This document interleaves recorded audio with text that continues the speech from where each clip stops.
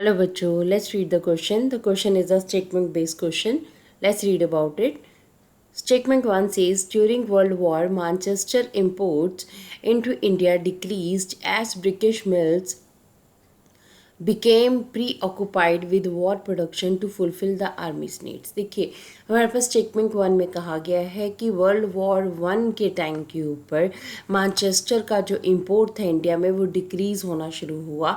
British mills क्योंकि उस time के ऊपर वॉर प्रोडक्शन की जो नीड्स थी, जो आर्मी की नीड्स थी, उसको पूरा करने में लगी हुई थी। इस वजह से इंडिया में जो मैनचेस्टर गुड्स था उसका इंपोर्ट जो है वो कम होने लगा। स्टिकमेंट 2 हमें कहता है fly shuttle is a mechanical weaving device that is moved by ropes and pulleys. Statement 2 कहता है कि फ्लाई शटल एक ऐसा मैकेनिकल वीविंग डिवाइस होता है जो कि रोप्स और पुली, रस्सियों से और पुली से जो है मूव करता है या अपना वर्क करता है। सो इसमें हमारे पास 4 ऑप्शन दिए गए हैं। A says both statement 1 and 2 are true. B says statement 1 is true while statement 2 is false. C says statement 1 is false while statement 2 is true. D says both statement 1 and 2 are false. So let's read about the answer. हम दोनों statement का answer जो है वो देखते हैं। सबसे पहले हम स्टेटमेंट वन की अगर हम बात करें तो आंसर की बात करेंगे हम तो during the world war one Manchester was busy in completing the demand of army, so its import into India decline. देखिए, वर्ल्ड वॉर वन के टाइम के ऊपर क्या हो रहा था कि ब्रिटेन जो है वो बहुत बिजी था, उसकी मिल्स जो है बहुत बिजी थी आर्मी की नीड्स को पूरा करने के लिए, इसलिए मैनचेस्टर उस टाइम के ऊपर टोटली जो है वो ऑक्यूपाइड था।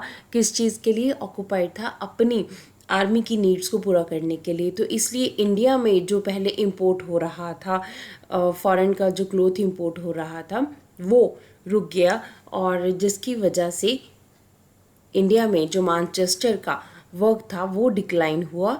After the war to Britain was unable to get its earlier position in Indian trade. ठीक है, वर्ल्ड वॉर वन फिनिश हुई, ब्रिटेन जो है इसके बाद भी अपनी अर्लियर पोजीशन में भी नहीं आ सका इंडियन ट्रेड में, जो इसने पहले अपनी जगह बनाई हुई थी। अब वर्ल्ड वॉर वन के बाद भी वो दोबारा से अपनी उस जगह को जो है वो नहीं बना सका।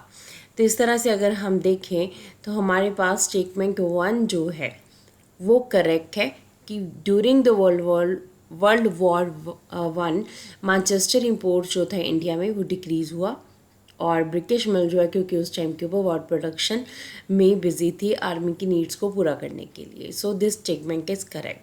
अगर हम दूसरी स्टेटमेंट की बात करें, फ्लाई शक्ल के बारे में बात की जा रही है।